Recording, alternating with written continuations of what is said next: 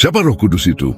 Pertanyaan ini yang tampaknya sederhana telah bergema selama berabad-abad di antara para cendekiawan, pemimpin rohani, dan orang-orang Kristen yang tulus. Dan mungkin betapapun mengejutkannya, ini adalah pertanyaan yang paling sering dijawab secara keliru dalam sejarah iman. Di zaman ketika begitu banyak dibicarakan tentang kuasa rohani, karunia, pengurapan, dan kehadiran ilahi, ada kegelisahan yang hanya sedikit orang berani akui. Bagi banyak orang, Roh Kudus tetap merupakan sosok yang tidak dikenal. Bagaimana jika semua yang kamu tahu tentang Dia salah sejak awal? Kebenaran Alkitab mengungkapkan bahwa Roh Kudus bukanlah kekuatan tanpa pribadi, bukan angin simbolis, bukan pula energi yang diaktifkan dalam kebaktian emosional. Dia adalah Allah. Dia adalah Allah sama seperti Bapa yang ada di surga dan Anak yang disalibkan. Dia bukan bagian kecil dari Tritunggal, melainkan esensi Allah itu sendiri yang bergerak, tinggal, membimbing dan mengubah. Dalam Kisah Para Rasul pasal 5, Petrus tidak ragu mengatakan kepada Ananias bahwa berbohong kepada Roh Kudus adalah sama dengan berbohong kepada Allah, menunjukkan bahwa Roh memiliki identitas sendiri, namun tak terpisahkan dari keilahian.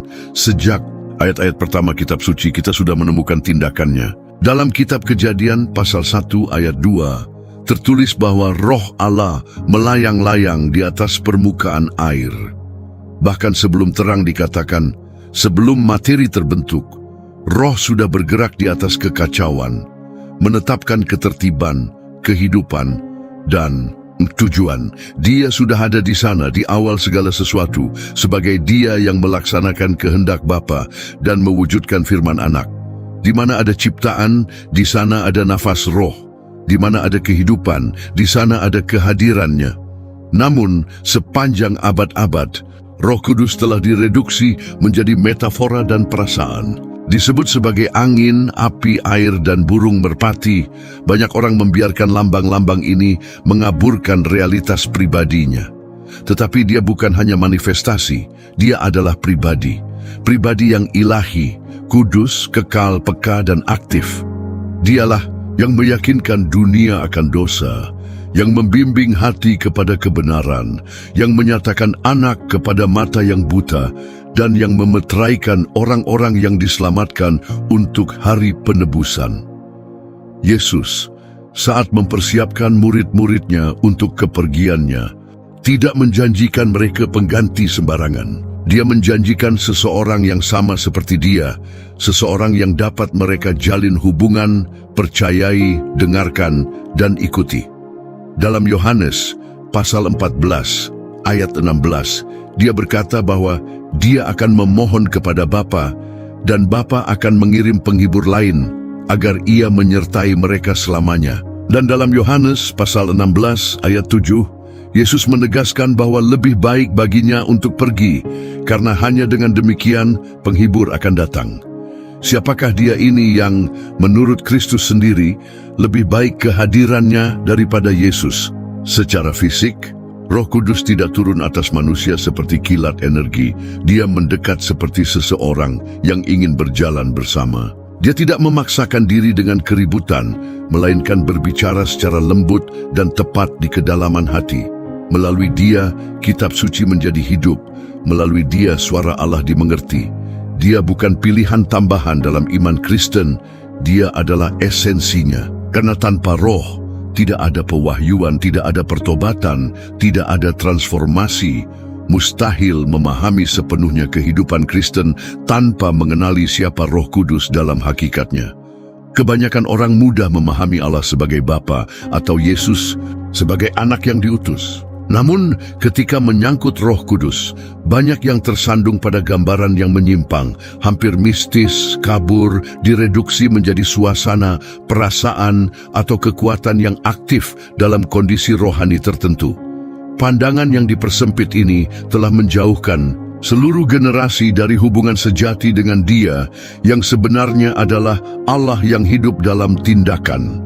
Roh Kudus bukanlah sumber daya rohani untuk saat-saat krisis, bukan fenomena emosional yang hanya muncul dalam ibadah yang intens. Dia adalah pribadi ilahi, sepenuhnya Allah, yang selalu hadir dalam sejarah penebusan. Sejak awal, dia bertindak dengan otoritas mutlak, menyatakan karakter Allah, melakukan pekerjaan-pekerjaan dahsyat, dan membimbing rencana keselamatan yang kekal. Dalam Kejadian pasal 1 ayat 2, kita membaca bahwa Roh Allah melayang-layang di atas permukaan air, bahkan sebelum terang ada. Di sana, dalam keadaan tanpa bentuk, tanpa tatanan dan tanpa arah, Roh sudah bergerak. Dia tidak hanya menyertai penciptaan, dia turut serta secara langsung. Tindakannya mendahului pembentukan dunia dan terus berlanjut hingga hari ini, menopang segala sesuatu dengan kuasa yang sama seperti saat dia menciptakan kehidupan. Tindakan aktif dan berkelanjutan inilah yang membedakan Roh dari segala gagasan tak berpribadi. Dia bertindak dengan tujuan, dengan niat, dengan kedaulatan. Tidak ada satupun yang diciptakan atau diubah tanpa campur tangan langsung Roh Kudus. Dia disebut sebagai nafas kehidupan, sebagai jari Allah, sebagai embusan dari ciptaan baru. Kitab Ayub pasal 33 ayat 4 menyatakan, Roh Allah telah membuat aku dan nafas yang maha kuasa memberi aku hidup. Ini menunjukkan bahwa bukan hanya tubuh manusia yang dibentuk oleh tangan Sang Pencipta, tetapi keberadaan itu sendiri ditiupkan oleh Roh yang kekal ini. Dan di sepanjang kitab suci, kita menemukan Roh yang sama ini melakukan pekerjaan-pekerjaan yang hanya bisa dilakukan oleh Allah. Dia membangkitkan orang mati, seperti yang dikatakan dalam Roma pasal 8 ayat 11. Jika Roh Dia yang telah membangkitkan Yesus dari antara orang mati diam di dalam kamu, maka Dia yang membangkitkan Kristus dari antara orang mati akan menghidupkan juga tubuhmu yang fana. Ini bukan metafora, melainkan kenyataan rohani dengan implikasi kekal. Hanya Allah yang memiliki kuasa atas kematian, dan Roh adalah agen kemenangan tersebut. Contoh mencolok lainnya adalah pernyataan Petrus dalam Kisah Para Rasul pasal 5 ayat 3 dan 4. Ketika ia menghadapi Ananias tentang kebohongan yang melibatkan penjualan tanah, ia berkata, "Mengapa iblis memenuhi hatimu sehingga engkau berdusta kepada Roh Kudus? Engkau bukan berdusta kepada manusia, melainkan kepada Allah." Pernyataan ini langsung, tak terbantahkan, dan menghancurkan setiap argumen yang mencoba merendahkan Roh menjadi sesuatu yang lebih rendah. Berdusta kepada Roh adalah berdusta kepada Allah, dan ini hanya mungkin karena Dia adalah Allah dalam hakikatnya, bukan dalam fungsi sementara. Kita juga harus memahami bahwa Roh Kudus tidak hanya melakukan pekerjaan besar, tetapi Dia adalah kehadiran tetap Allah di antara kita. Dalam Perjanjian Lama, Roh menyatakan dirinya secara khusus atas raja, nabi, dan imam. Namun setelah kenaikan Kristus, Dia mulai tinggal secara permanen di dalam orang-orang percaya. Ini adalah janji besar yang diungkapkan dalam Yohanes pasal 14 ayat 17, di mana Yesus menyatakan bahwa Roh diam bersamamu dan akan ada di dalammu. Kehadiran ini bukan simbolis, tetapi nyata. Allah sendiri tinggal di dalam hati manusia melalui Roh. Dan jika Roh Kudus adalah Allah, maka segala yang Dia katakan, perintahkan, nyatakan, dan ilhamkan memiliki otoritas ilahi. Suaranya bukanlah nasihat, melainkan ketetapan. Gerakannya bukanlah saran, melainkan manifestasi langsung dari surga. Gereja sangat perlu memulihkan penghormatan ini, kesadaran ini, bahwa berada di hadapan Roh berarti berada di hadapan Allah sendiri. Ini bukan soal menciptakan suasana atau membangkitkan emosi. Ini adalah tentang mengenali kemuliaan dari seorang pribadi yang adalah kasih, api, kuasa, dan kekudusan secara bersamaan. Kita tidak bisa terus memperlakukan Roh Kudus sebagai aksesori iman. Dia bukan bagian dari Allah, dia adalah Allah. Dia bukan pelengkap untuk membuat kekristenan lebih menarik. Dia adalah inti dari pengalaman Kristen. Tanpa dia tidak ada wahyu, tidak ada persekutuan, tidak ada transformasi. Dia adalah meterai yang menjamin keselamatan kita seperti tertulis dalam Efesus pasal 1 ayat 13. Setelah kamu percaya kepadanya, kamu dimeteraikan dengan Roh Kudus yang dijanjikan itu. Meterai ini bukan cap simbolis, ini adalah kehadiran aktif dan terus-menerus dari Allah dalam diri kita. Dan ini mengubah segalanya, mengubah cara kita berdoa, cara kita berpikir, cara kita mengambil keputusan, mengubah cara kita melawan dosa, menanggung penderitaan, menantikan penggenapan janji, karena kita tidak lagi sendirian. Allah yang duduk di atas takhta juga tinggal di dalam diri kita. Inilah kehadiran yang hidup dan penuh kuasa yang menopang perjalanan iman Kristen, yang membimbing dengan hikmat, yang mengangkat ketika kita jatuh, yang berbicara ketika keheningan terasa mendominasi. Roh Kudus adalah Allah yang berjalan bersama kita, bukan hanya untuk membantu, tetapi untuk mengubah kita, membentuk kita menjadi serupa dengan Kristus, dan menjadikan kita peserta dalam kodrat ilahi. Bagaimana Dia bekerja di dunia roh, ada suatu realitas rohani yang tak terlihat oleh mata, tetapi membentuk segala sesuatu yang kelihatan. Realitas ini tidak diam, tidak pasif, juga tidak acuh tak acuh. Ia hidup, dinamis, dalam gerakan yang terus-menerus, dan di pusat tindakan ini ada Roh Kudus. Dia bukan hanya pengamat dunia roh, dia adalah agen aktif yang bekerja dalam hal-hal yang tak terlihat, campur tangan langsung dalam takdir manusia, dalam keputusan gereja, dan dalam pertempuran yang terjadi antara surga dan bumi. Sejak awal, kita melihat Roh Allah berinteraksi dengan kekacauan dan mengubahnya menjadi keteraturan. Dalam Kejadian, pasal 1 ayat 2, tertulis bahwa bumi belum berbentuk dan kosong, dan kegelapan menutupi samudera raya, dan Roh Allah melayang-layang di atas permukaan air. Gambaran ini jelas, Roh tidak menghindari kekacauan, Dia bergerak di atasnya. Di mana segalanya tampak kacau, bingung atau hilang, di sanalah Dia memulai pekerjaannya yang diam namun tak terbendung. Dia tidak hanya bekerja saat semuanya siap, tetapi justru dalam ketidakteraturan itulah kehadirannya memulai proses penciptaan dan pemulihan, dan kebenaran ini terulang dalam setiap momen sejarah penebusan. Dalam Yohanes pasal 3 ayat 5, Yesus berkata kepada Nikodemus, Sesungguhnya aku berkata kepadamu, jika seseorang tidak dilahirkan dari air dan roh, ia tidak dapat masuk ke dalam kerajaan Allah. Tidak ada kelahiran baru tanpa Roh Kudus. Tidak ada transformasi sejati tanpa Dia menghembuskan hidup ke dalam batin manusia. Regenerasi, pertobatan, pengudusan, semua adalah hasil dari tindakan langsungnya.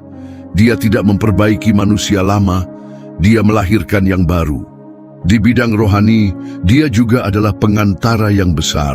Dalam Roma pasal 8 ayat 26 tertulis bahwa Roh membantu kita dalam kelemahan kita, sebab kita tidak tahu bagaimana harus berdoa sebagaimana seharusnya, tetapi Roh itu sendiri memohon untuk kita kepada Allah dengan keluhan-keluhan yang tak terucapkan. Ini menunjukkan bahwa Dia tidak hanya menginspirasi kita untuk berdoa, tetapi juga berdoa bagi kita melampaui kata-kata yang mampu kita ucapkan. Ketika lutut kita tertunduk dan hati tak berdaya, Dia bangkit dalam diri kita, menerjemahkan rasa sakit kita menjadi permohonan yang efektif. Ini bukan hiburan puitis. Ini adalah kenyataan rohani yang nyata. Dia juga bekerja dalam membebaskan orang-orang yang terbelenggu. Dalam Matius pasal 12 ayat 28, Yesus berkata, "Tetapi jika aku mengusir setan dengan Roh Allah, maka sesungguhnya kerajaan Allah telah datang kepadamu." Pernyataan ini menunjukkan bahwa pengusiran setan bukan hanya tindakan sang anak, tetapi merupakan kerja sama dengan roh di mana ada kerasukan, penindasan atau bentuk perbudakan rohani apapun, roh yang bekerja untuk memutus rantai tersebut. Otoritasnya tidak bisa ditawar, dan di mana dia hadir, kehadiran si jahat dihadapi dan dihancurkan. Tindakan ini juga terwujud dalam karunia-karunia rohani, bukan sebagai hiasan rohani, melainkan sebagai senjata yang diberikan kepada gereja. Dalam 1 Korintus pasal 12 ayat 7 tertulis bahwa kepada setiap orang dikaruniakan penyataan roh untuk kepentingan bersama. Keanekaragaman karunia mencerminkan operasi roh yang beraneka ragam, kata-kata hikmat, karunia penyembuhan, kemampuan membedakan roh, nubuat. Semua ini bukan untuk kesombongan manusia, tetapi untuk pembangunan tubuh Kristus dan kemajuan kerajaan. Roh yang membagikan, yang memperlengkapi, yang mengaktifkan sesuai dengan kehendak Allah yang berdaulat, dan lebih dari sekadar bekerja dalam mukjizat dan manifestasi luar biasa, Roh Kudus juga bekerja dalam hal-hal yang sering kali terabaikan. Dia membimbing keputusan. Dalam Kisah Para Rasul, pasal 13 ayat 2, tertulis bahwa sementara mereka melayani Tuhan dan berpuasa, Roh Kudus berkata, "Khususkanlah Barnabas dan Saulus bagiku untuk tugas yang telah kutentukan bagi mereka." Ini bukan keputusan administratif, bukan hasil pemungutan suara para rasul. Itu adalah perintah langsung dari Roh. Ini menunjukkan bahwa dia mengarahkan pelayanan, memanggil orang, membangkitkan pemimpin, dan mendistribusikan tanggung jawab dalam tubuh. Roh yang sama yang membuka langit dan menurunkan api ke atas orang, percaya juga adalah dia yang membungkam langkah-langkah yang tidak boleh diambil. Dalam Kisah Para Rasul pasal 16 ayat 6 dan 7, Paulus dan rekan-rekannya dicegah oleh Roh untuk memberitakan firman di Asia dan kemudian untuk masuk ke Bitinia. Ini menunjukkan bahwa tidak semua jalan adalah benar, dan bahwa menaati Roh berarti mendengarkan bahkan ketika dia menutup pintu. Dia tidak hanya mendorong maju, dia juga menghentikan untuk melindungi dimensi tak terlihat. Namun nyata dari tindakan Roh ini adalah salah satu kekuatan terbesar dalam iman Kristen. Karena bahkan ketika kita tidak melihatnya, dia sedang menggerakkan bagian-bagian, membuka jalan, melunakkan hati, memutus ikatan, dan membangkitkan kehidupan di tempat yang tampaknya hanya ada kematian. Dia bekerja dalam keheningan, namun dengan kekuatan yang tak tertahankan. Bekerja di dalam, tetapi mengubah yang di luar. Bekerja di dalam yang tak terlihat, tetapi mengubah yang terlihat. Itulah sebabnya tidak mungkin mengikut Yesus sepenuhnya tanpa mengenali tindakan Roh yang terus-menerus dan supranatural. Dia adalah angin yang bertiup kemana ia mau, seperti yang dikatakan Yesus dalam Yohanes pasal 3 ayat 8. Kita tidak mengendalikannya, tidak memanipulasinya, tetapi kita dapat membedakannya dan mengikutnya. Dan saat kita melakukannya, kita berhenti berjalan berdasarkan upaya kita sendiri dan mulai dibimbing oleh kekuatan yang melampaui segala logika dan keterbatasan manusia. Kebohongan modern terbesar, Roh Kudus sebagai alat. Di zaman ketika hal-hal supranatural menjadi panggung bagi pertunjukan dan platform manusia, sebuah kebohongan yang halus namun menghancurkan telah merambah ke dalam gereja-gereja, pelayanan, dan bahkan hati-hati yang tulus. Ini adalah upaya untuk mengubah Roh Kudus menjadi alat kekuasaan, seolah-olah dia adalah sumber daya yang dapat diaktifkan, dimanipulasi, atau digunakan sesuai kebutuhan manusia. Distorsi ini, meskipun dibungkus dengan bahasa rohani, adalah salah satu penghinaan paling serius terhadap kekudusan Allah. Dan Alkitab tidak diam menghadapi kesalahan ini. Sepanjang sejarah gereja, kehadiran Roh selalu dianggap sebagai sesuatu yang kudus, ditakuti, dan diinginkan dengan hormat. Tetapi pembiaran zaman modern telah melahirkan teologi baru di mana Roh hampir menjadi asisten spiritual. Namanya dipanggil bukan untuk penyerahan diri, tetapi untuk pertunjukan.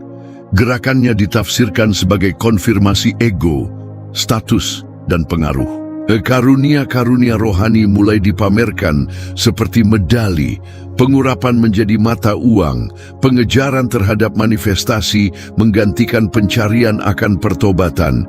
Ini adalah pembalikan Injil. Contoh nyata dari ini terlihat dalam Kisah Para Rasul, pasal 8. Simon, seorang penyihir, menyaksikan para rasul menumpangkan tangan ke atas para petobat baru dan mereka menerima Roh Kudus. Terkesan dengan kekuatan yang terlihat, ia menawarkan uang agar ia juga diberi karunia tersebut sambil berkata, "Berikan juga kepada saya kuasa ini." Jawaban Petrus langsung dan keras, "Biarlah uangmu binasa bersamamu karena engkau menyangka bahwa karunia Allah dapat dibeli dengan uang." Teguran itu menunjukkan bahwa roh tidak dijual dan tidak dapat dijinakkan. Dia kudus, berdaulat dan tidak akan pernah dapat dijadikan alat. Apa yang diinginkan Simon bukanlah persekutuan tetapi kendali. Dia tidak ingin dipenuhi oleh roh, dia ingin menguasai roh. Dan inilah tepatnya yang dicoba dilakukan oleh kebohongan modern, menempatkan roh dalam kotak yang dapat dimanipulasi, tunduk pada agenda manusia. Tetapi Roh Kudus tidak menanggapi penampilan, dia menanggapi hati yang remuk. Dia tidak hadir karena kamera, tetapi karena hati yang berserah. Pola pikir utilitarian ini tidak hanya mendistorsi gambaran tentang roh, tetapi juga menghancurkan pengalaman Kristen yang sejati. Karena dengan mencoba menggunakan roh sebagai sarana, manusia menempatkan dirinya di atasnya. Dan apa yang seharusnya menjadi perjalanan penyerahan diri berubah menjadi upaya manipulasi. Konsekuensinya adalah spiritualitas yang kosong, sensasionalis, penuh kebisingan tapi tanpa transformasi, penuh gerakan tetapi tanpa pertobatan, penuh pidato yang menggebu-gebu tetapi tanpa buah roh. Rasul Paulus memperingatkan hal ini dengan jelas. Dalam 1 Korintus pasal 12 ayat 11, dia berkata bahwa semua ini dikerjakan oleh satu dan roh yang sama, yang memberikan kepada setiap orang secara khusus seperti yang dikehendakinya. Artinya, roh yang memutuskan. Dia memberi kepada siapa yang dia kehendaki, bagaimana dia kehendaki, kapan dia kehendaki, dan semua itu dilakukan sesuai dengan kehendak Allah yang berdaulat, bukan karena jasa manusia atau usaha daging. Upaya untuk menjinakkan roh pada dasarnya adalah penyembahan berhala. Poin kritis lain dari distorsi ini terletak pada bahasa.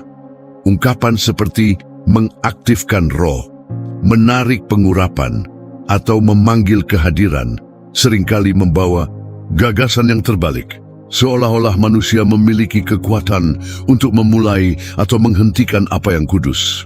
Tetapi kenyataannya adalah bahwa rohlah yang menarik kita, yang mengunjungi kita, yang meyakinkan kita. Kita tidak mengontrol surga, kita menanggapinya.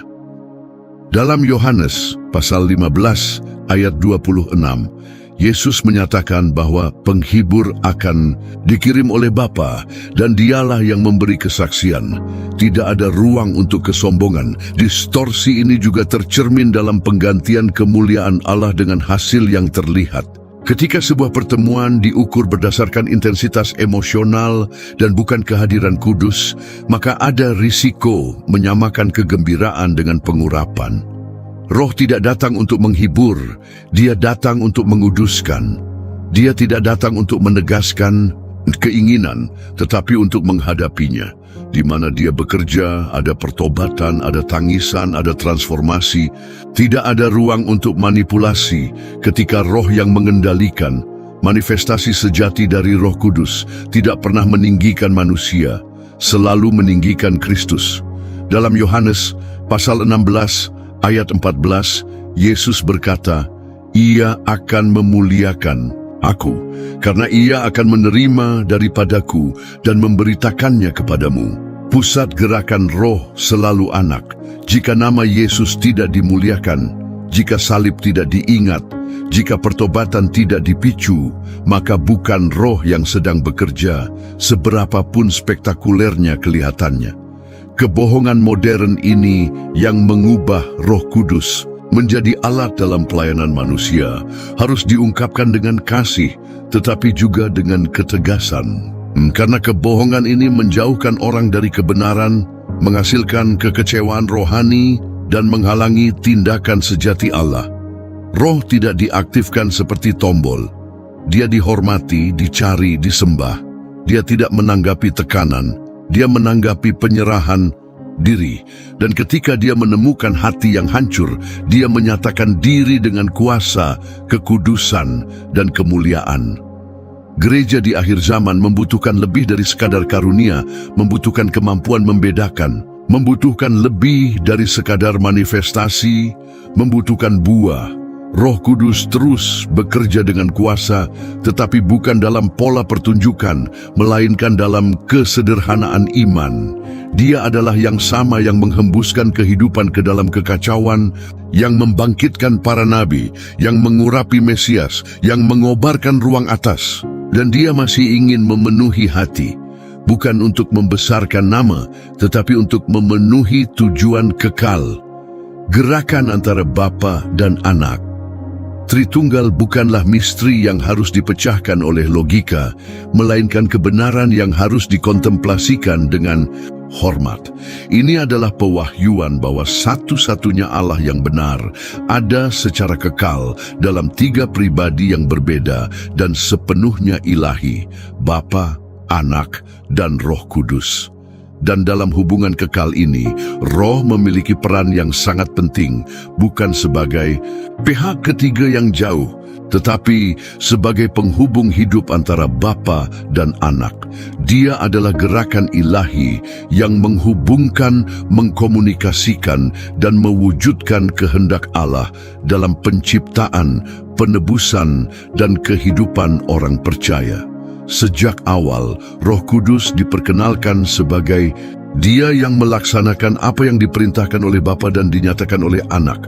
Dalam Kejadian, pasal 1 ayat 2, kita melihat Dia sedang bekerja dalam penciptaan. Dalam Yohanes, pasal 1 ayat 3, dikatakan bahwa segala sesuatu diciptakan oleh firman, yaitu Kristus. Dan dalam Ayub, pasal 33 ayat 4, kita menemukan tindakan langsung roh sebagai Dia yang memberikan hidup. Ini bukan kontradiksi, ini adalah kerjasama. Bapa merencanakan, Anak menyatakan, Roh melaksanakan. Begitulah Tritunggal bergerak dalam harmoni sempurna tanpa persaingan, tanpa perpecahan. Misi penebusan Kristus menunjukkan kesatuan ini dengan lebih jelas lagi. Dalam Lukas pasal 1 ayat 35, malaikat memberitahu Maria bahwa Roh Kudus akan turun atasnya dan kuasa yang maha tinggi akan menaunginya. Kelahiran Sang Anak bukan hanya tindakan dari Bapa, tetapi juga tindakan langsung dari Roh. Dalam baptisan Yesus, dalam Matius pasal 3 ayat 16 dan 17, kita melihat langit terbuka, Bapa berbicara, Anak dibaptis, dan Roh turun seperti burung merpati. Tritunggal dinyatakan dalam satu adegan, bekerja dalam kesatuan di hadapan seluruh ciptaan. Koneksi ini semakin dalam pelayanan Yesus di dunia. Roh yang menuntunnya ke padang gurun, seperti tertulis dalam Lukas pasal 4 ayat 1. Melalui Roh juga Ia berkhotbah, menyembuhkan, mengusir setan dan melakukan mujizat. Yesaya pasal 61 sudah menubuatkan bahwa Roh Tuhan Allah ada padaku, karena Tuhan telah mengurapi aku untuk menyampaikan kabar baik kepada orang-orang yang tertindas. Dan Yesus sendiri ketika membaca ayat ini di sinagoga berkata, pada hari ini genaplah nas ini di telingamu. Tidak ada yang dilakukan Yesus terpisah dari tindakan Roh. Semuanya dalam ketergantungan dan persekutuan penuh. Bahkan di kayu salib, di mana Anak menyerahkan hidupnya, Roh hadir. Dalam Ibrani pasal 9 ayat 14, tertulis bahwa Kristus telah menyerahkan dirinya kepada Allah sebagai persembahan yang tak bercacat melalui Roh yang kekal. Pengorbanan Yesus bukan hanya fisik, tetapi rohani, sempurna, didorong oleh Roh yang menyertainya sampai napas terakhir. Dan pada hari ketiga, melalui Roh yang sama, ia bangkit, seperti tertulis dalam Roma pasal 8 ayat 11. Tritunggal bekerja dari awal hingga akhir keselamatan sebagai satu Allah, digerakkan oleh kasih yang sempurna. Tindakan terpadu ini juga terlihat setelah kenaikan Kristus. Dalam Yohanes pasal 14 ayat 26, Yesus berkata bahwa Bapa akan mengutus penghibur dalam namanya. Dan dalam Yohanes pasal 15 ayat 26, ia berkata bahwa ia akan mengutus Roh dari Bapa. Tidak ada konflik dalam asal pengutusan ini. Roh berasal dari Bapa dan Anak sebagai perpanjangan hidup dari kasih di antara keduanya. Dia bukan hanya diutus dengan otoritas, tetapi dalam persekutuan penuh dengan hati Bapa dan misi Anak. Realitas ini menjadi lebih dalam lagi ketika kita menyadari bahwa Roh tidak datang hanya untuk mewakili surga, tetapi untuk menghadirkannya di tengah kita. Dia bukan kekuatan jauh yang menyampaikan kehendak ilahi dengan kode misterius. Dia adalah kehadiran Allah sendiri yang tinggal dalam diri mereka yang percaya. Dalam Yohanes pasal 16 ayat 13, Yesus berkata, "Namun apabila Ia datang, yaitu Roh kebenaran, Ia akan memimpin kamu ke dalam seluruh kebenaran. Sebab Ia tidak akan berkata-kata dari dirinya sendiri, tetapi segala sesuatu yang didengarnya itulah yang akan dikatakannya. Dan Ia akan memberitakan kepadamu hal-hal yang akan datang." Roh tidak bertindak secara terpisah, tetapi sebagai juru bicara surga. Dia tidak mengarang, dia menyampaikan dengan setia. Hubungan antara Bapa, Anak, dan Roh bukanlah hierarki kekuasaan, tetapi ekspresi dari kesatuan yang sempurna. Melalui Roh kita mengenal hati Bapa, melalui Roh kita dipimpin kepada Anak, dan melalui Roh kita menjalani kehidupan Kristen dengan tujuan. Tanpanya, Injil menjadi huruf mati. Dengannya, firman menjadi hidup, mata terbuka, hati hancur, dan surga dinyatakan. Tritunggal bukanlah konsep abstrak untuk debat teologis, tetapi realitas yang mengubah kehidupan iman sehari-hari. Roh Kudus bukan tambahan terlambat dalam sejarah keselamatan. Dia adalah penghubung kekal yang sejak awal bertindak sebagai perpanjangan hidup dari kasih ilahi. Dia adalah gerakan antara takhta dan bumi, antara surga dan hati manusia. Bagaimana Roh Kudus tinggal di dalam kita? Realitas paling revolusioner dari Perjanjian Baru tidak hanya terletak pada janji pengampunan, tetapi pada kehadiran Allah yang tinggal dalam diri manusia. Selama berabad-abad, kehadiran ilahi dikaitkan dengan bait suci, gunung, dan manifestasi eksternal. Tetapi dalam Kristus, sesuatu yang luar biasa telah dimulai. Allah yang dahulu berjalan di antara manusia kini ingin tinggal di dalam mereka. Dan melalui Roh Kudus, kebenaran ini digenapi sepenuhnya. Kehadiran Roh bukanlah simbol, melainkan kenyataan yang mengubah hidup. Yesus mempersiapkan murid-muridnya untuk dimensi rohani yang baru ini dengan kata-kata sederhana namun penuh wahyu. Dalam Yohanes pasal 14 ayat 17, ia berkata, yaitu Roh kebenaran. Dunia tidak dapat menerima Dia, sebab dunia tidak melihat Dia dan tidak mengenal Dia. Tetapi kamu mengenal Dia, sebab Ia menyertai kamu dan akan diam di dalam kamu. Janji ini menunjukkan bahwa Roh yang sebelumnya bekerja atas manusia secara sementara dan terbatas, kini akan tinggal dalam mereka yang menerimanya. Dan ini mengubah segalanya. Dia tidak hanya mengunjungi, Dia tinggal. Kehadiran Roh dalam diri Kita bukanlah pasif. Dia tidak berada di sana sebagai pengamat yang diam. Dia tinggal dengan tujuan. Dia mengubah, meyakinkan, menyucikan, dan membimbing. Rasul Paulus dalam Roma pasal 8 ayat 9 menyatakan, "Tetapi jika seseorang tidak memiliki roh Kristus, ia bukan milik Kristus." Ini menunjukkan bahwa kehadiran roh bukanlah pengalaman opsional atau pelengkap, tetapi esensial. Menjadi Kristen, secara definisi, berarti menjadi tempat kediaman Roh Kudus. Kehadiran internal ini memengaruhi setiap dimensi kehidupan. Ia tidak terbatas pada saat ibadah atau doa. Ia terwujud dalam hati nurani, dalam pengarahan, dalam perlawanan terhadap dosa, dan dalam kerinduan akan kekudusan.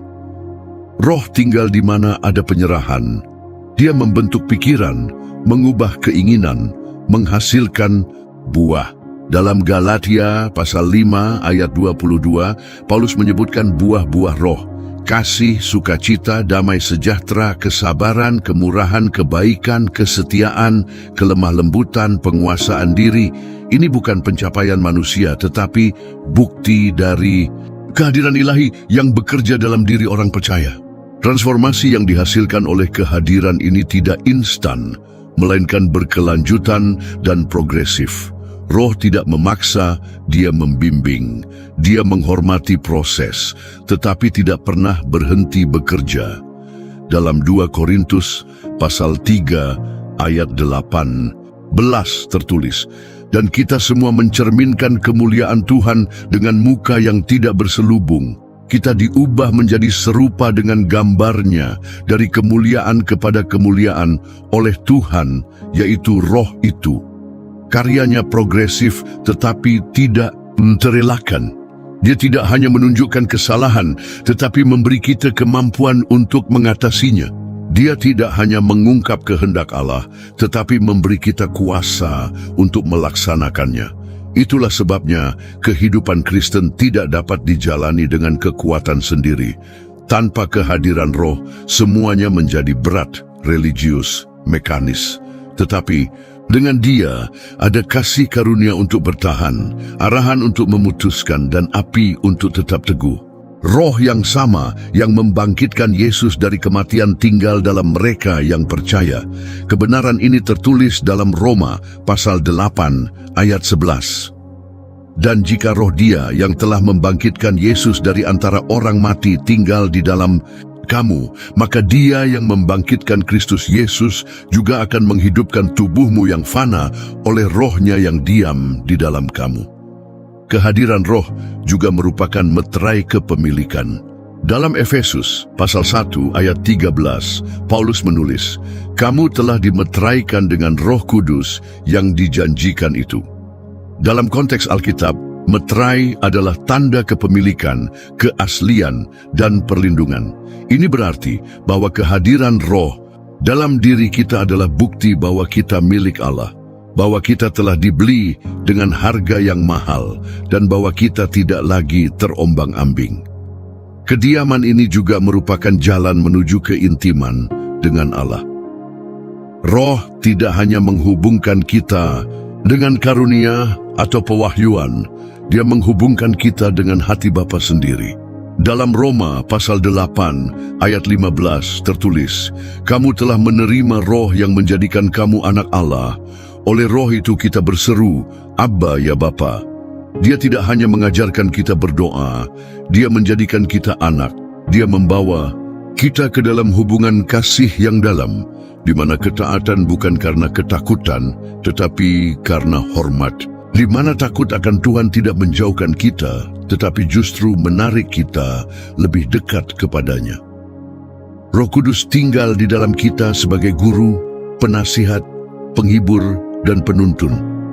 Dia mengingatkan kita akan apa yang Yesus ajarkan, seperti dalam Yohanes pasal 14 ayat 26. Dia mengajarkan kita segala sesuatu. Dia bukan suara yang jauh. Dia berbicara dalam hati. Dia bukan tamu yang datang sesekali. Dia adalah penghuni tetap. Dan di mana Dia tinggal, tidak ada kegelapan yang tidak dihadapi, tidak ada luka yang tidak disentuh. Namun, kehadiran ini menuntut kehati-hatian. Paulus menulis dalam 1 Korintus, pasal 6, ayat 19. Atau tidak tahukah kamu bahwa tubuhmu adalah bait Roh Kudus yang diam di dalam kamu, yang kamu peroleh dari Allah, dan bahwa kamu bukan milikmu sendiri. Kita bukan milik kita sendiri. Kita telah dibeli, dimeteraikan, dan dihuni. Oleh karena itu, setiap keputusan, setiap kata, setiap niat harus diletakkan di hadapannya. Karena kita tidak lagi sendiri. Kita adalah bait, kehadiran Roh Kudus dalam diri kita bukan sekadar doktrin. Itu adalah kehidupan, arahan, transformasi. Dia tinggal bukan untuk menyaksikan, tetapi untuk membangun kembali. Bukan untuk mengamati, tetapi untuk menuntun kita menjadi serupa dengan anak. Kediamannya adalah awal dari keberadaan yang baru, yang ditandai bukan oleh upaya keagamaan, tetapi oleh persekutuan yang hidup dan terus-menerus dengan Allah sendiri. Roh Kudus memiliki kepribadian. Sebelum kita melanjutkan, jika konten ini telah memberkati hidup Anda, silakan sukai, komentari, dan bagikan. Amin. Anda di kolom komentar membuat perbedaan besar untuk menjangkau lebih banyak orang. Berlanggananlah ke saluran ini, dan jika Anda ingin memberkati saluran ini, klik tombol terima kasih dan berikan persembahan dengan nilai berapapun, atau jadilah anggota sehingga kami dapat terus berinvestasi dalam penelitian dan peningkatan untuk semakin memberkati hidup Anda. Melanjutkan, penyataan bahwa Roh Kudus tinggal di dalam kita seharusnya sudah cukup untuk membangkitkan rasa hormat, takut, dan rasa syukur. Tetapi kehadiran ini menjadi lebih sakral lagi saat kita memahami bahwa Dia bukan sekadar pengaruh rohani, melainkan pribadi yang nyata, hidup, dan sadar. Roh Kudus bukanlah sosok yang tak berpribadi. Dia berpikir, merasakan, dan memutuskan. Dia mengenal, bersedih, mengasihi, dan menginginkan. Dan karena Dia adalah pribadi, maka Dia dapat berelasi dengan kita secara begitu dalam dan mengubahkan. Alkitab menyajikan banyak ayat yang memberikan kepada Roh sifat-sifat pribadi yang eksklusif. Dalam 1 Korintus pasal 2 ayat 10 tertulis, karena kepada kita Allah telah menyatakannya oleh Roh, sebab Roh menyelidiki segala sesuatu, bahkan hal-hal yang tersembunyi dalam diri Allah. Menyelidiki bukanlah tindakan otomatis, tetapi tindakan yang sadar. Roh menyelidiki, memeriksa, dan memahami seluruh keberadaan ilahi. Ini bukan tindakan kekuatan netral, tetapi seseorang yang memiliki pikiran dan pengertian yang mutlak. Lebih lanjut, dalam ayat 11 dari pasal yang sama, Rasul menegaskan, karena siapakah di antara manusia yang tahu apa yang terdapat di dalam diri manusia, selain roh manusia itu sendiri yang ada di dalam dia. Demikian pula tidak ada orang yang tahu apa yang terdapat di dalam diri Allah selain roh Allah. Roh tidak hanya menyampaikan pengetahuan, Dia memilikinya. Dia mengenal kehendak Bapa, mengenal hati manusia, dan mampu menerapkan hikmat itu dengan sempurna. Pikirannya tidak dibatasi oleh waktu, tidak tercemar oleh kesombongan manusia. Dia berpikir dengan kesempurnaan. Namun Roh Kudus juga merasakan, Dia tidak acuh terhadap sikap kita.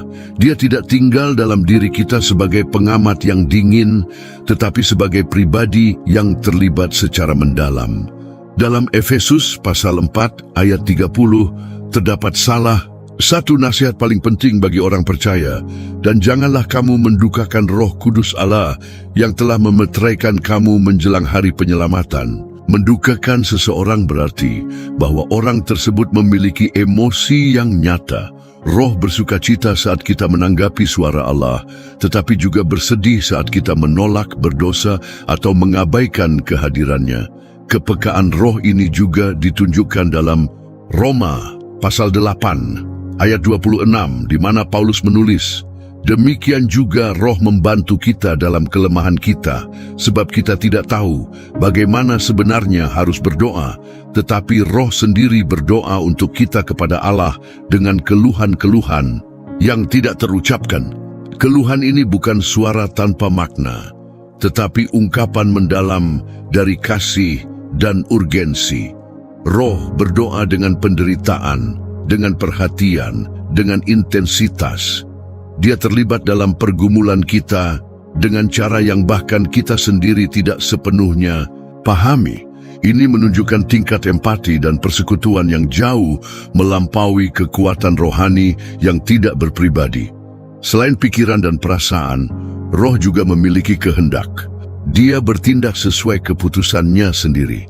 Dalam 1 Korintus pasal 12 ayat 11, kita membaca, "Tetapi semuanya ini dikerjakan oleh Roh yang satu dan sama, yang memberikan karunia kepada tiap-tiap orang secara khusus, seperti yang dikehendakinya." Bukan manusia yang memilih karunia, tetapi Roh yang membagikannya. Dia memutuskan siapa yang akan menerima, kapan, bagaimana, dan dengan tujuan apa. Kehendaknya adalah berdaulat. Dia tidak bertindak karena tekanan, tetapi karena keyakinan. Justru karena itulah hubungan dengan Roh Kudus harus dibangun dengan kerendahan hati dan rasa takut akan Tuhan. Dia tidak bisa dimanipulasi, dipaksa, atau dijinakkan. Dia tidak merespons formula, tetapi merespons hati yang hancur. Kehendaknya tidak bisa dipaksa oleh upaya manusia, tetapi bisa dinyatakan kepada mereka yang mencarinya dengan tulus. Dia bertindak kapan dia mau, di mana dia mau, dan bagaimana dia mau. Dan ketika kita memahami ini, kita berhenti mencoba memimpinnya dan mulai dipimpin olehnya. Karena memiliki pikiran, perasaan, dan kehendak, Roh juga memiliki kepribadian. Dan karena itu kita bisa bersekutu dengannya. Dalam 2 Korintus pasal 13 ayat 13, Paulus menutup suratnya dengan salam yang juga merupakan pewahyuan. Kasih karunia Tuhan Yesus Kristus, kasih Allah, dan persekutuan Roh Kudus menyertai kamu sekalian.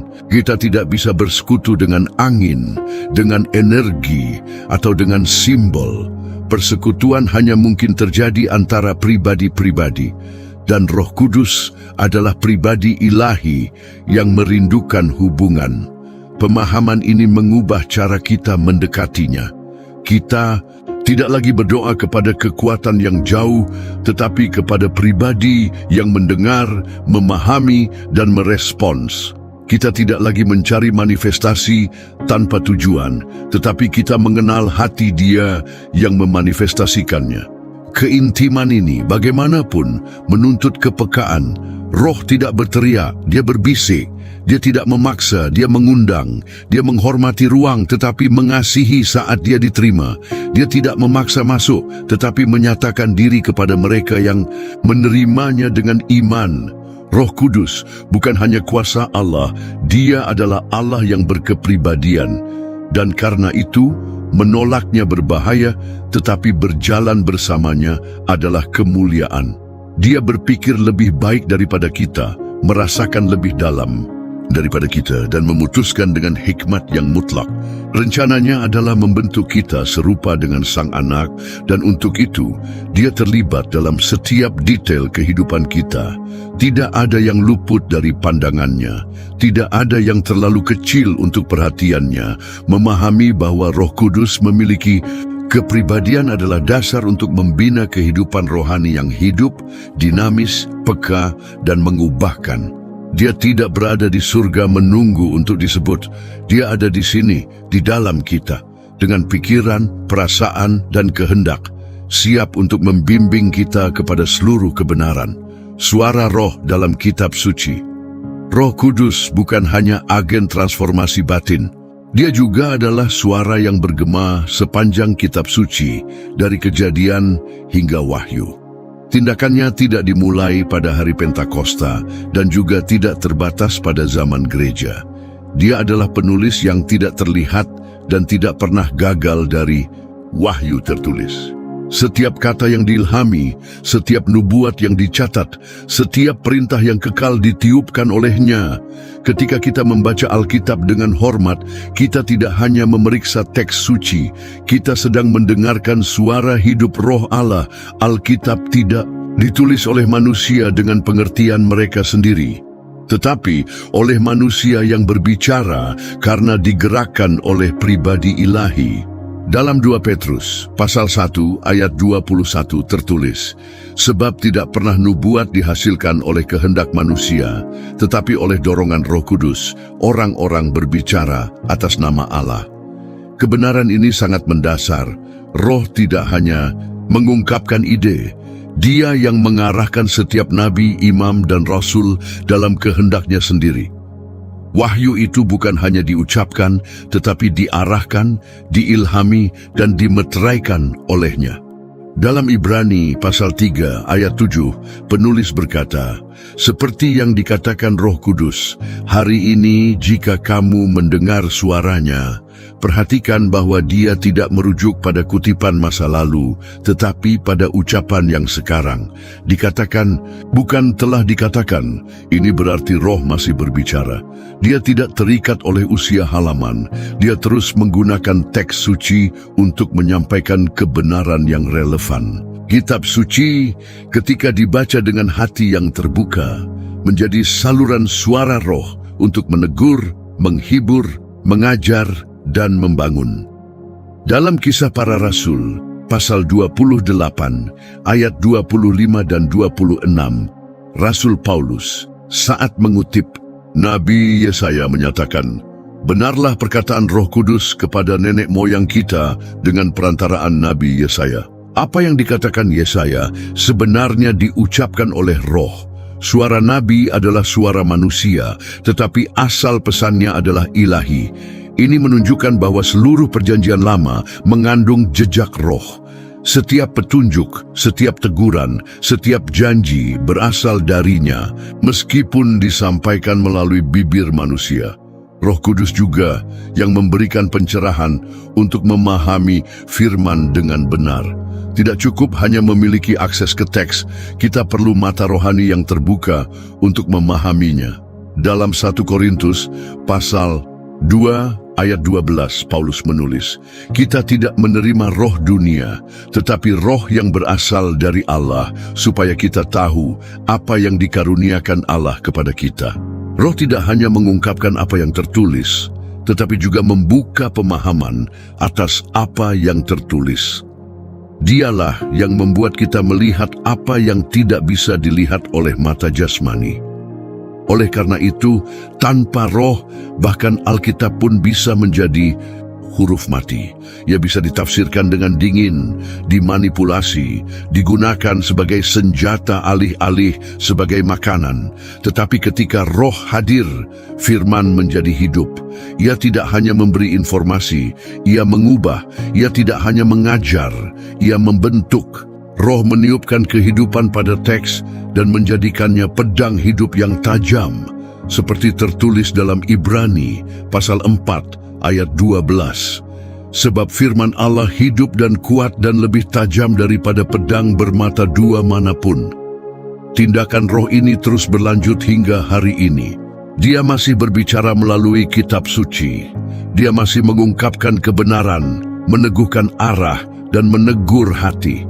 Tetapi dia tidak pernah berbicara sesuatu yang bertentangan dengan apa yang telah dia nyatakan. Roh itu sama, dan suaranya tidak terpecah. Dia tidak bertentangan dengan dirinya sendiri. Dia tidak berubah sesuai zaman. Suaranya tetap teguh, kudus, dan tidak berubah. Roh yang sama yang berbicara kepada Musa di padang gurun, yang mengilhami Daud dalam Mazmur, dan yang membangkitkan para nabi untuk mengecam penyembahan berhala, adalah Dia yang hari ini berbicara kepada hati yang rendah hati di hadapan firman. Itulah sebabnya membaca Alkitab tanpa kehadiran Roh ibarat mencoba mendengar lagu pujian dengan telinga yang tertutup. Teksnya mungkin bisa diterjemahkan, tetapi melodinya hilang. Dialah yang memberi kedalaman, yang menghubungkan pasal-pasal, yang menyatakan hati di balik huruf-huruf. Setiap kali kita mendekati kitab suci dengan iman dan hormat, kita sedang berdiri di hadapan suara Allah sendiri. Dan suara ini, meskipun lembut, tak tertahankan. Yesus ketika berbicara tentang roh, berkata dalam Yohanes pasal 16 ayat 13, "Tetapi apabila Ia datang, yaitu roh kebenaran, Ia akan memimpin kamu ke dalam seluruh kebenaran." Janji ini tidak hanya berlaku untuk para murid saat itu. Ia tetap berlaku untuk siapapun yang ingin dipimpin oleh kebenaran ilahi. Dan kebenaran ini tidak melayang di udara, ia tercatat dalam firman yang hidup, kekal, dan cukup. Roh Kudus tidak berbicara di luar firman, Dia berbicara melalui firman. Dia tidak mengungkapkan dasar-dasar baru, Dia menerangi yang kekal. Dia tidak bersaing dengan kitab suci, Dia yang menulisnya. Dan ketika gereja memahami ini, ia berhenti mencari pewahyuan yang terpisah dan mulai menghidupi sumber suara Allah yang tak pernah habis dan telah dinyatakan. Bahaya mengabaikan kehadirannya. Kehadiran Roh Kudus adalah kudus, hidup, dan sangat ampeka. Dia tidak tinggal dalam diri orang percaya dengan cara yang acuh tak acuh atau mekanis. Dia peduli, mengamati, berinteraksi.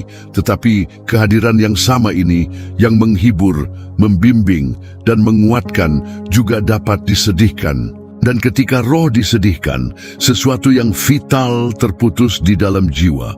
Hubungan menjadi dingin, suara menjadi jauh, hati menjadi keras. Mengabaikan kehadirannya berarti mengabaikan Allah itu sendiri. Menolak karyanya berarti menolak satu-satunya jalan perubahan sejati.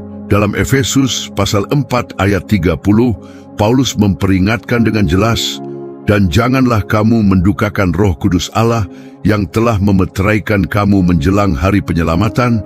Kata mendukakan membawa beban emosional. Ini bukan reaksi yang impersonal atau dingin. Roh Kudus merasakan, Dia berkomunikasi, Dia mengasihi, Dia terlibat. Dan karena itu, Dia juga terluka ketika diperlakukan dengan tidak hormat, diabaikan, atau tidak ditaati. Kesedihan ini tidak terjadi karena kesalahan manusia biasa, tetapi karena sikap hati yang menolak pengaruhnya, meremehkan tegurannya, dan mengabaikan kekudusannya. Roh adalah kudus, dan di mana ada kenajisan yang terus berlanjut tanpa pertobatan, kehadirannya berkurang, alirannya terhambat, dan suaranya hampir tidak terdengar. Dia tidak memaksakan diri ke dalam hati yang menolaknya. Dia mundur dalam keheningan, seperti seorang sahabat yang terluka, menunggu untuk disambut kembali dengan hormat dan kebenaran. Ada pola yang jelas dalam kitab suci, di mana roh tidak dihormati, tindakannya menjadi terbatas. Dalam Kisah Para Rasul, pasal 7, ayat 51, Stefanus menegur para pemimpin agama, berkata, "Hai orang-orang keras kepala dan tidak bersunat hati serta pendengaranmu, kamu selalu menentang Roh Kudus, seperti yang dilakukan oleh nenek moyangmu, demikian juga kamu." Penolakan terhadap roh adalah warisan mereka yang percaya pada keberagamaan mereka sendiri, tetapi menutup hati terhadap pimpinan Allah. Mereka mendengar firman, tetapi tidak tunduk.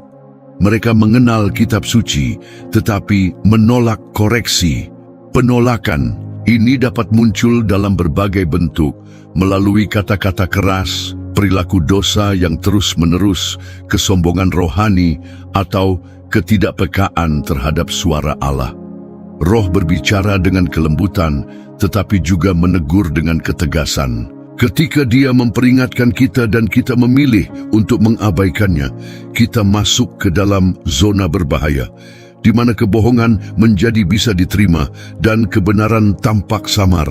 Perlahan-lahan, kehadiran yang dahulu jelas menjadi gema yang jauh. Rasul Paulus dalam 1 Tesalonika pasal 5 ayat 19 melangkah lebih jauh, "Jangan padamkan roh." Gambarannya adalah api yang bisa dipadamkan. Roh sering digambarkan sebagai api dalam kitab suci. bukan hanya karena kuasa penyuciannya, tetapi karena kemampuannya untuk menerangi, menghangatkan, dan menghanguskan yang najis. Memadamkan api ini adalah akibat dari kelalaian rohani, kehidupan tanpa kewaspadaan, dan hati yang terbiasa dengan kehadirannya tetapi tidak lagi tersentuh olehnya. Dan ketika api ini padam, akibatnya tidak hanya emosional, akibatnya rohani dan dalam. Iman menjadi dingin, doa menjadi formalitas, penyembahan menjadi hampa, ketaatan menjadi beban. Orang percaya bisa saja terus berbicara tentang Allah tetapi tidak lagi merasakannya. Bisa saja melanjutkan kebiasaan agamanya, tetapi telah kehilangan kesegaran hadiratnya. Ini tidak terjadi dalam sehari, tetapi secara bertahap dan diam-diam. Dan hampir selalu dimulai dengan pengabaian kecil terhadap suara roh pemazmur dalam Mazmur 51. Setelah jatuh ke dalam dosa, tidak hanya meminta pengampunan, dia berseru, "Janganlah mengambil rohmu yang kudus daripadaku." Daud tahu bahwa dia bisa tetap menjadi raja, tetap memiliki posisi, tetapi jika kehilangan, dia kehilangan segalanya. Permohonannya bukan untuk takhta, tetapi untuk kehadiran. Dia mengerti bahwa tragedi terbesar dalam kehidupan rohani bukanlah skandal publik, melainkan ketiadaan roh Allah yang diam-diam. Itulah sebabnya Paulus juga menasihati dalam Galatia pasal 5 ayat 25, "Jikalau kita hidup oleh roh, baiklah hidup kita juga dipimpin oleh roh." Kehadiran roh tidak boleh hanya menjadi doktrin yang diterima, tetapi kenyataan yang dijalani. Dia memanggil kita setiap hari untuk bertobat, menyangkal diri, dan menyembah dengan tulus. Dan ketika kita menanggapi dengan ketaatan, alirannya menguat, suaranya menjadi jelas, kehadirannya diperbarui. Tetapi ketika kita mengabaikannya, ketika kita memperlakukan yang kudus dengan penghinaan, kita berisiko berjalan tanpa arah, meskipun tampaknya kita berada di jalan yang benar. Roh Kudus peka bukan karena lemah, tetapi karena dia murni. Dia tidak tawar-menawar dalam kekudusannya, tidak menyesuaikan diri dengan kenyamanan rohani kita. Dia tetap setia pada kehendak Bapa. Dan itulah sebabnya menolaknya, mengabaikannya, atau menyakitinya adalah tindakan yang sangat serius. Kita tidak hanya menghina kekuatan ilahi, kita sedang memutuskan hubungan dengan inti dari hubungan kita dengan Allah. Sudah waktunya untuk memulihkan rasa takut akan roh, untuk menghentikan semuanya demi mendengarkannya, untuk memohon agar dia menunjukkan di mana kita telah menyakitinya, untuk kembali ke tempat di mana kehadirannya sudah cukup. Karena jika roh menjauh, segalanya kehilangan maknanya. Satu-satunya cara untuk hidup sebagai orang Kristen sejati adalah dengan menghormati kehadiran yang tinggal dalam diri kita, merawat hubungan itu seperti harta yang paling berharga, karena memang begitu adanya. Bagaimana berhubungan dengan Roh Kudus hari ini? Jika Roh Kudus adalah pribadi ilahi, hidup, peka, dan aktif, maka kekristenan tidak bisa hanya menjadi sistem kepercayaan, tetapi harus menjadi hubungan dengan Dia. Mengetahui bahwa roh tinggal dalam diri orang percaya tidak cukup jika kehadiran itu tidak dihargai, dipelihara, dan dihormati. Dan pertanyaan besar yang muncul setelah semua yang telah diungkapkan adalah bagaimana menjalin hubungan dengan Roh Kudus secara nyata, terus-menerus, dan mendalam. Jawabannya dimulai dengan penyerahan. Roh tidak menjalin hubungan dengan kesombongan. Dia menentang orang yang tinggi hati, tetapi mendekat kepada yang remuk hati. Dalam Yesaya pasal 66 ayat 2, Tuhan menyatakan, "Tetapi kepada orang inilah aku memandang, kepada orang yang tertindas dan yang patah semangatnya, dan yang gentar terhadap firman-Ku." Langkah pertama menuju kehidupan yang dipimpin oleh roh adalah mengakui ketergantungan total kita kepadanya. Keangkuhan rohani menutup pintu persekutuan, tetapi kerendahan hati menarik surga. Berhubungan dengan roh membutuhkan kepekaan. Dia tidak bersaing dengan kebisingan batin. Dia berbicara tetapi tidak berteriak. Dia membimbing tetapi tidak memaksa. Kita harus meredakan gangguan, memperlambat irama jiwa, dan menciptakan momen untuk mendengarkan. Dalam Yohanes pasal 6 ayat 13, Yesus berjanji, "Tetapi apabila Ia datang, yaitu Roh kebenaran, Ia akan memimpin kamu ke dalam seluruh kebenaran." Tuntunan Roh itu nyata, tetapi hanya disadari oleh mereka yang memilih untuk mengikuti, bukan hanya yang berharap digiring. Mendengarkannya adalah tindakan kesadaran rohani. Doa adalah salah satu jalan terdalam untuk bersekutu dengan Roh. Bukan doa dengan pengulangan otomatis, melainkan doa yang tulus, relasional, di mana kita berbicara kepada Allah seperti kepada sahabat dekat. Dalam Roma pasal 8 ayat 26, Paulus mengingatkan kita bahwa Roh membantu kita dalam kelemahan kita karena kita tidak tahu bagaimana seharusnya berdoa. Dia tidak hanya mendengar doa kita, dia juga berdoa bagi kita. Dia mengajar kita berdoa.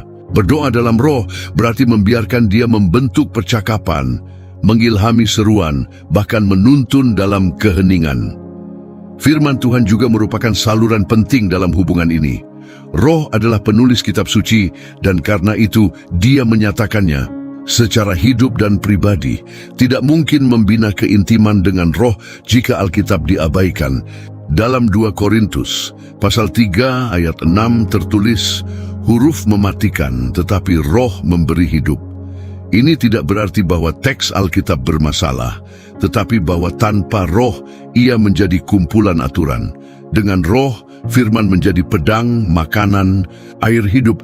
Pujian dan penyembahan juga penting dalam persekutuan ini, tetapi bukan hanya sebagai momen musik, melainkan sebagai sikap hidup setiap hari. Menyembah dalam roh dan kebenaran, seperti yang Yesus ajarkan dalam Yohanes pasal 4 ayat 24, lebih dari sekadar menyanyi. Itu berarti menghormati kehadiran Roh, menghargainya dengan hidup kita, mempersembahkan setiap keputusan. Sebagai bentuk penyembahan, Roh menyatakan diri di tempat ada penghormatan. Dia bergerak di mana ada rasa hormat. Berhubungan dengan Roh juga berarti taat dengan segera. Seringkali Dia berbicara dengan jelas, tetapi kita menolak. Hati yang bersekutu dengan Roh belajar untuk taat meskipun belum sepenuhnya mengerti. Belajar untuk menyerah karena keyakinan, mengikuti meski tanpa peta, percaya meski tanpa jaminan yang kelihatan. Dalam Kisah Para Rasul, pasal 8, dicatat bahwa Filipus dipimpin oleh Roh ke jalan yang sepi. Dia taat tanpa tahu alasannya, dan di sana ia bertemu sida-sida Ethiopia yang kemudian menjadi pembawa Injil ke Afrika Utara. Siapa yang mendengar Roh masuk dalam agenda surgawi yang tak terlihat. Membedakan suaranya membutuhkan latihan dan ketekunan. Tidak semua inspirasi berasal dari Roh. Karena itu kita harus bertumbuh dalam kedewasaan rohani untuk mengenali apa yang berasal darinya. Dalam 1 Korintus pasal 2 ayat 15, Paulus berkata bahwa manusia rohani menilai segala sesuatu. Roh tidak pernah bertentangan dengan firman, tidak pernah meninggikan kesombongan, tidak pernah mendorong dosa, tidak pernah menyebarkan kebingungan. Kehadiran ini bukan bersifat religius, tidak terbatas pada bait suci atau ritual. Ia menembus dinding, mencapai kesunyian, menyerbu keheningan, dan ia mengubah. Karena Roh Kudus tidak puas hanya mengamati. Dia datang untuk tinggal, untuk mengubah, untuk memulihkan apa yang telah hilang. Dia datang untuk meyakinkan tentang dosa, menyatakan kebenaran, dan mengumumkan penghakiman yang akan datang. Tetapi Dia juga datang untuk menghibur, membimbing, membangun, dan melahirkan kehidupan baru. Suara yang memanggil adalah suara yang sama yang berbisik ke hati Petrus saat ia menyangkal, yang meruntuhkan Saulus di jalan menuju Damsyik, yang memulihkan Thomas meski dalam keraguan. Suara ini tidak perlu keras untuk terdengar. Ia tegas, penuh kasih, kudus. dan Ia memanggil kepada penyerahan. Waktu yang tersisa tidak dihitung dalam tahun, ia dihitung dalam keputusan. Roh Kudus tidak bisa dipaksa, tetapi juga tidak bisa diabaikan tanpa konsekuensi. Menolak suaranya adalah menjauh dari kebenaran, mengeraskan hati terhadap satu-satunya kehadiran yang bisa memberi hidup kepada bagian dalam yang telah mati.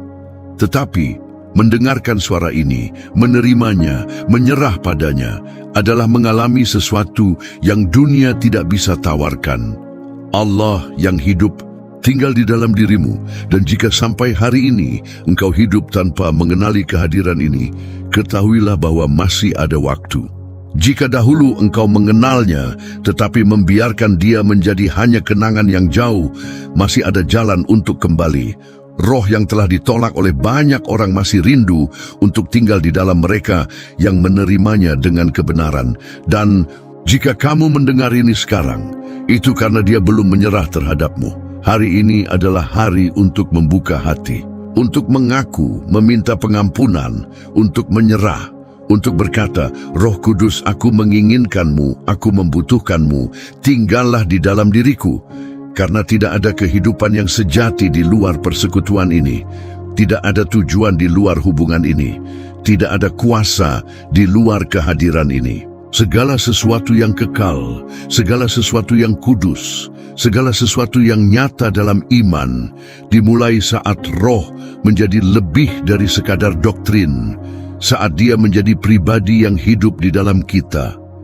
Jika kamu ingin berdamai kembali dengan roh Allah, jika kamu merasa bahwa dia sedang memanggilmu kembali, jika kamu ingin memulai kembali dengan ketulusan, jika kamu ingin berdamai dengan Juru Selamat kita Yesus Kristus karena telah menjauh dari jalannya, atau ingin memulai perjalanan baru menuju keselamatan kekal, tulislah di komentar, aku menerimamu Tuhan Yesus sebagai satu-satunya dan cukup Tuhan serta Juru Selamat dalam hidupku. Bertobatlah, percayalah, menyerahlah, dan undanglah Roh Kudus untuk memimpin hidupmu sepenuhnya.